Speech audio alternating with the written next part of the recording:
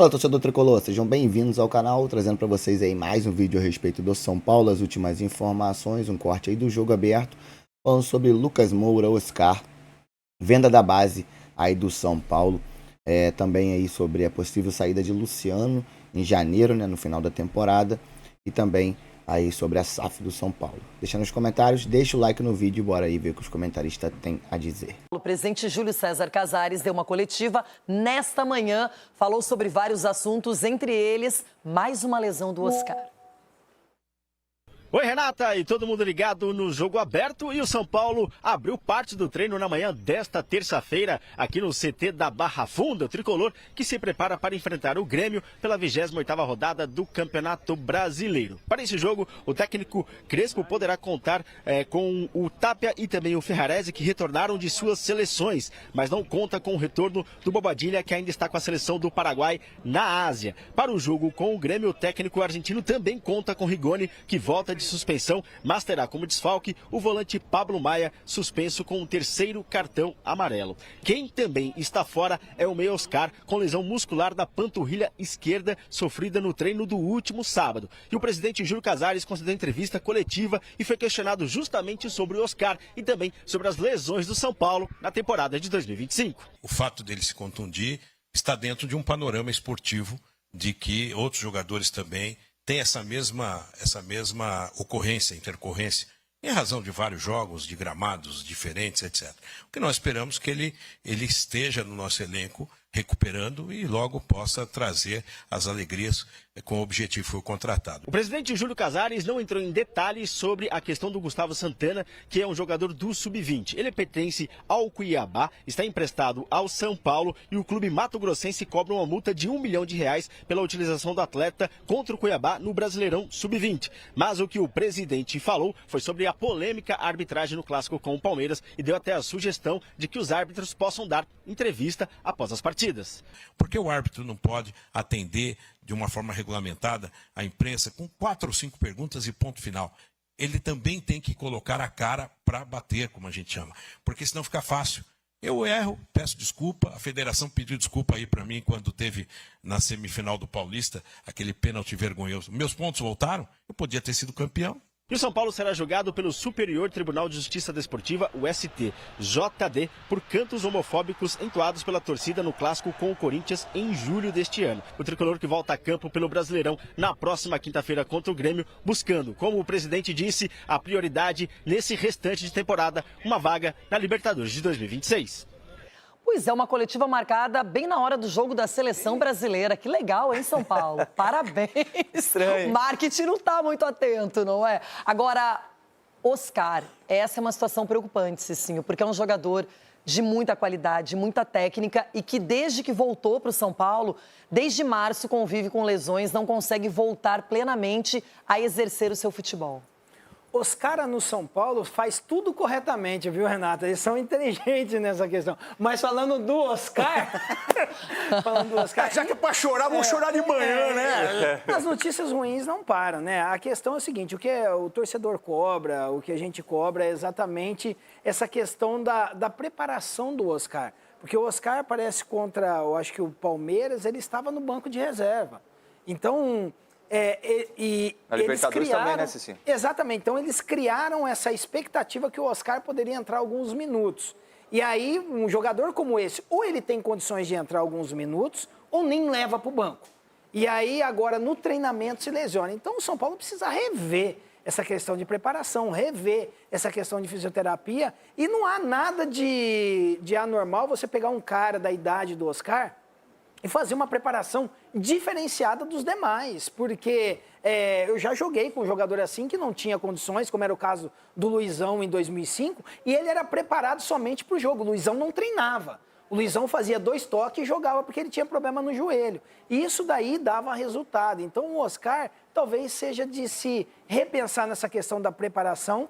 Lógico que nós estamos falando algo aqui bem raso, porque nós não temos informação, não temos acesso. Mas que é algo estranho, e isso sem sombra de dúvida é. É uma lesão na panturrilha, o que foi divulgado pelo clube. Então, o Oscar, mais uma vez, fora de combate. É um jogador que é importante em São Paulo, que agora busca uma vaga para a próxima Libertadores. Enquete que já está rolando aqui no YouTube sobre o São Paulo, tá? Então, vamos ver. Ó. A pergunta é a seguinte. Qual notícia deixa o torcedor tricolor mais preocupado? Minha Cotia, Minha Vida, essa questão da venda ali da base. Ai, ai. Prêmio Oscar de lesão. Pois é, essa questão da lesão do Oscar, isso preocupa.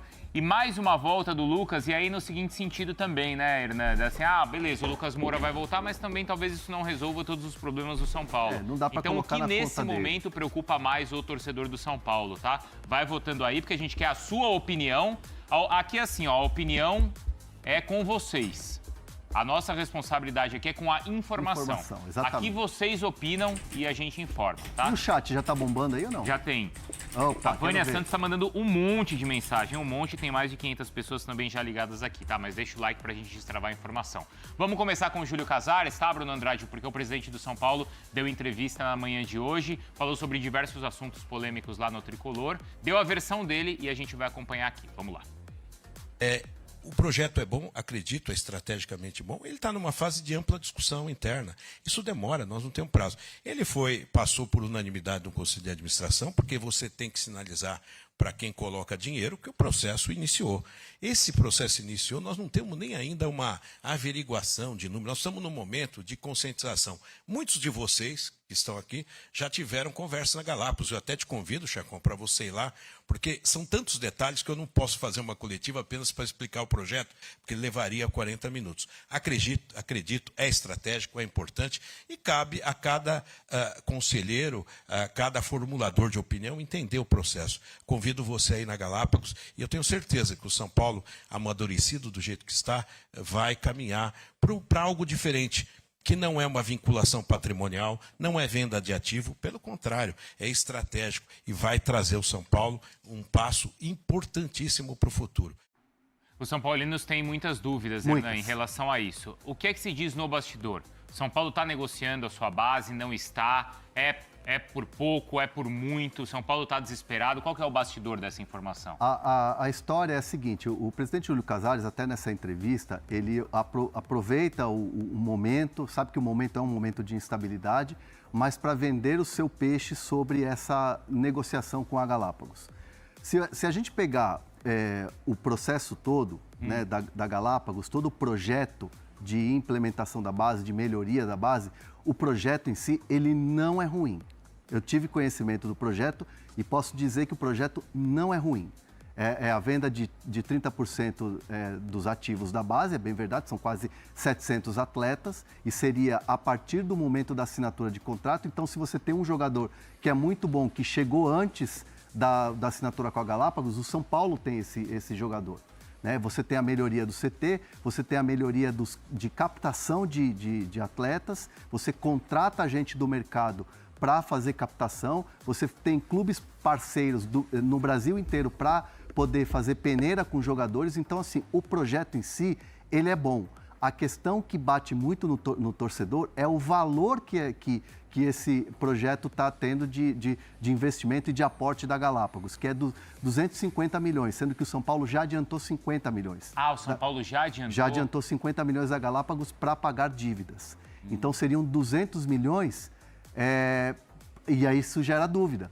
Porque se você faz toda a melhoria, se você faz todo o investimento, a Galápagos também não está entrando para brincar. Né? Ninguém estava, beleza, eu gosto do São Paulo, nossa, adoro o São Paulo, fazer uma boa ação. Sou torcedor e vou fazer uma boa ação. Não, eles também querem ter um retorno financeiro.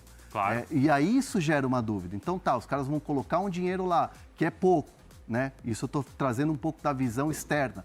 É pouco, 200 milhões. 200 milhões por 30%. Por 30% e sem data. Não tem um contrato, 30 anos, 20 anos. O que tem dentro desse contrato é uma possibilidade do São Paulo recomprar esses 30%. E aí você tem nos primeiros 5 anos, nos 10 anos e nos 20 anos. Entendi. Dessa parceria. Então, São Paulo pode ter a recompra disso. Vicari, o projeto não é ruim. O problema é que o momento do São Paulo é péssimo. Sim. É isso que pega. E por isso que o presidente Júlio Casares tenta, através de entrevistas coletivas e chamando alguns jornalistas para conhecer o projeto, para que ele passe no Conselho Deliberativo. Porque hoje, dentro do Conselho Deliberativo, essa parceria com a Galápagos não passa. Pelo momento do clube. Mesmo já tendo adiantado esse valor? Mesmo já tendo adiantado esse valor. Porque quem está no processo do FIDIC... Porque quem está no processo do FIDIC também é a Galápagos.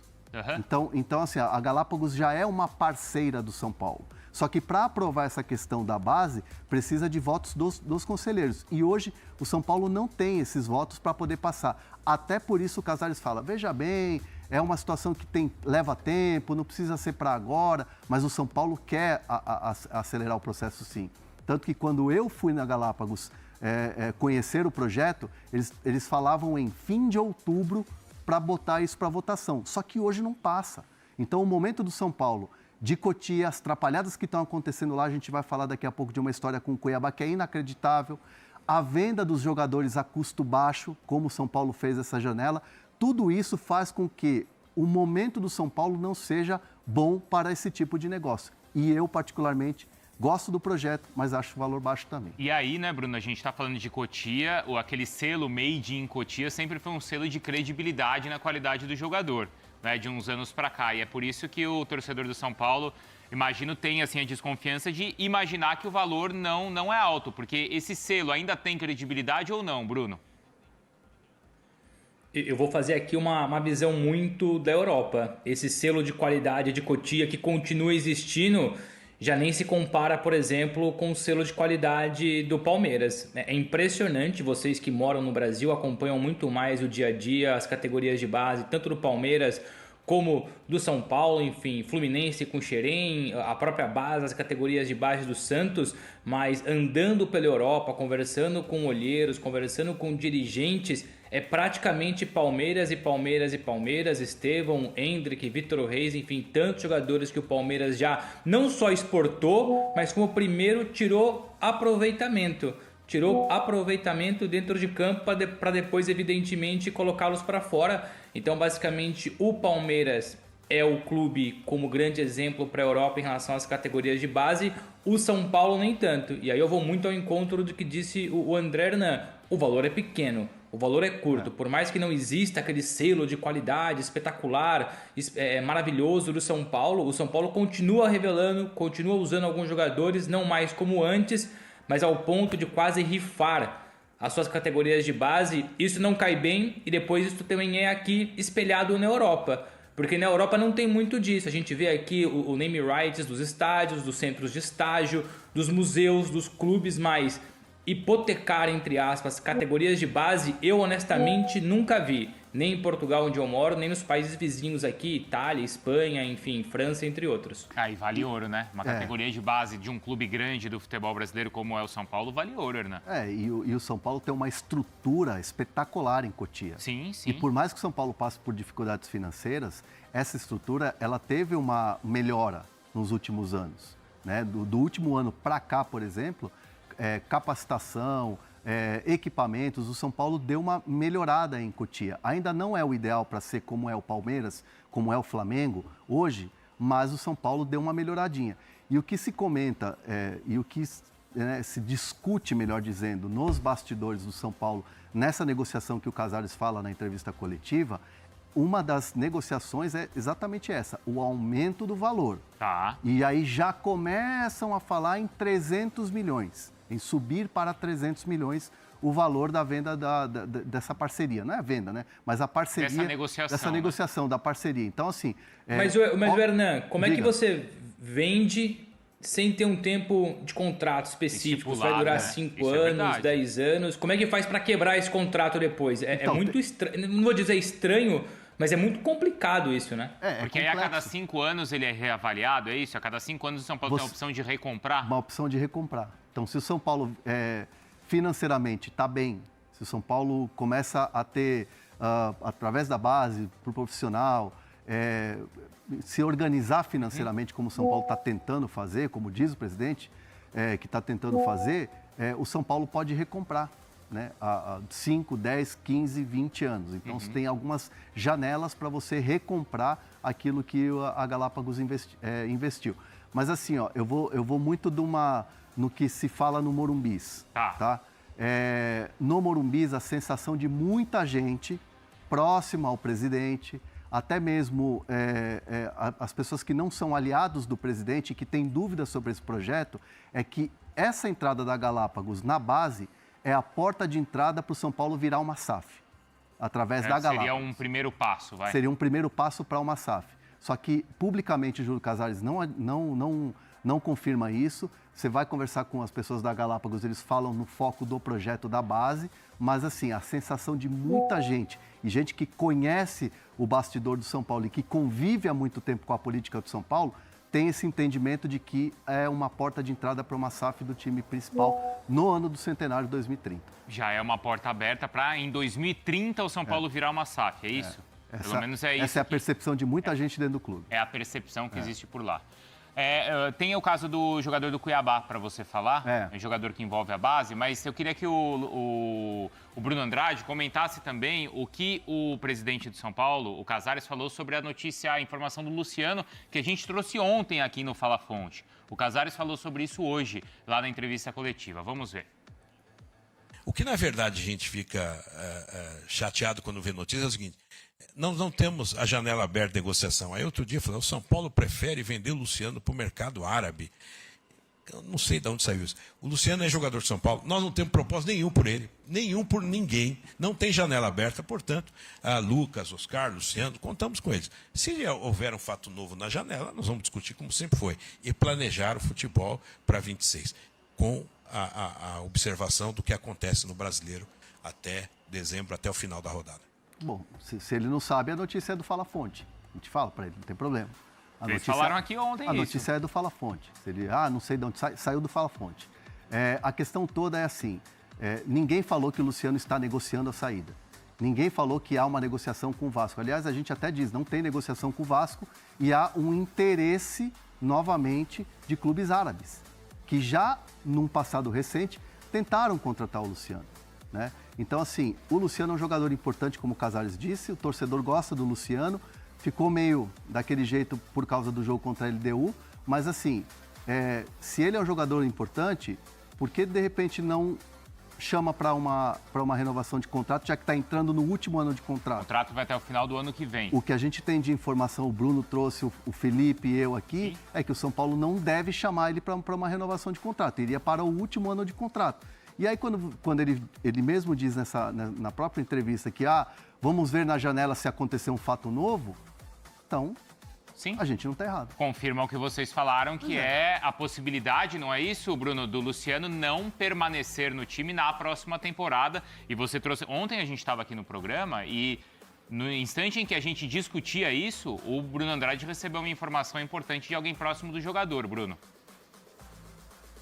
E no fundo, o Casares, eu não vou dizer 100% da declaração, mas boa parte dela vai ao encontro do que nós falamos. Não há proposta em cima da mesa, não há negociação. O que eu disse, o que o Hernan disse, o que o Felipe Silva também disse, escreveu, é que o São Paulo não pretende hoje a renovação. Ela é muito complicada para acontecer, então é mais fácil eventualmente a saída em janeiro. Não tem proposta em cima da mesa, o que existe é o interesse do Vasco.